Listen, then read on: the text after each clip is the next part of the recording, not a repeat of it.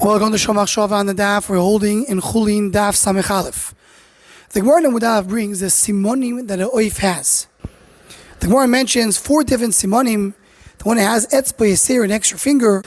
The zefek, a crop. The kurkavon is niklaf, the gizzard can be peeled off, and it doesn't doyrus v'oichel. Let's be me'ayin a little bit in these Simanim.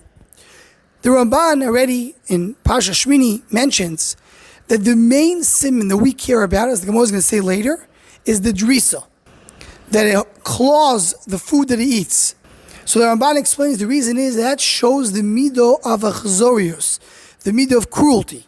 And the Ramban adds later more that the reason the Torah did not allow to eat these birds is because these birds represent cruelty, and Am Yisrael should not be eating these type of birds.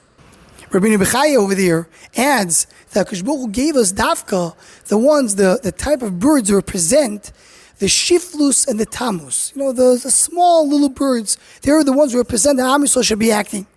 And he says that's what the Nevi'im call the Rishoim in names of the Oifis Tmeim. For example, they call the Nesher.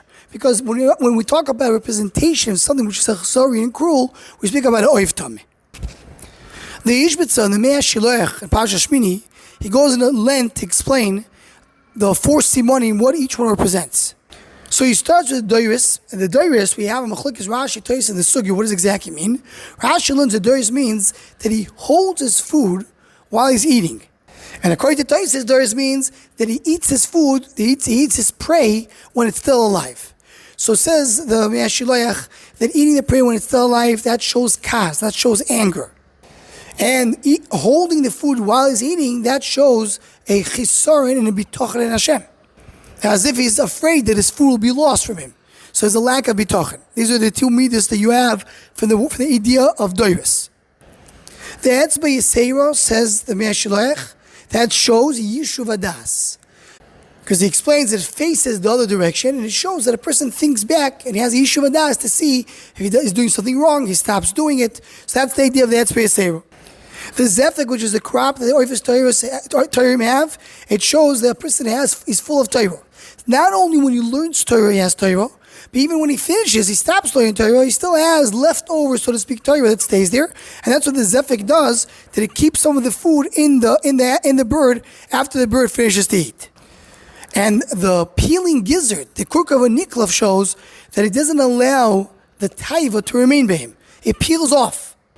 So you have 4 simanim ba'oifos that represent big midas, and just attaching it to the Ramban and Rabbeinu Bechaya. The idea is that Akash Baruch Hu wants us to eat the birds and to give us a symbol and hashpah of these midas. And one additional thing we'll add, the name of Tzaddik HaKoyen, he brings in the Sefer Kremetz HaMincha, Ois Chav Dalet. He says we learn in the Gemara that the Oirev has 2 simanim out of the 4. He has only 2.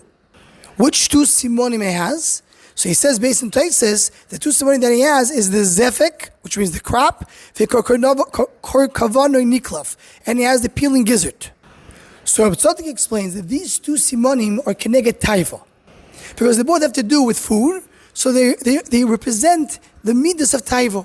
A little different than the Mea Shiloach, but similar regarding the kurkov and niklaf, is that these two represent the Inyoni taiva. Says the Oirev is a mashal to Esav HaRasha.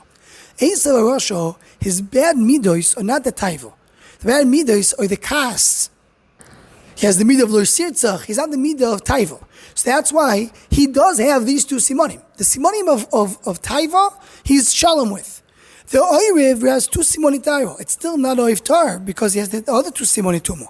But the simanim that are connected, represented of taiva, that the Oirev represents Esav does have. And he says it's similar to the chazir. We know the chazir, so he has the split hooves. So he has a partial siman. And he represents Esav, that as if I'm okay because I have the split hooves, but he doesn't have the ma'alegero. So that's the similar idea that he has partial simanim, not the full simanim, and he merely is fully tummy. Anyone who wants to join the sponsor of Shomach Shava Shirim, please email shomachshava@gmail.com.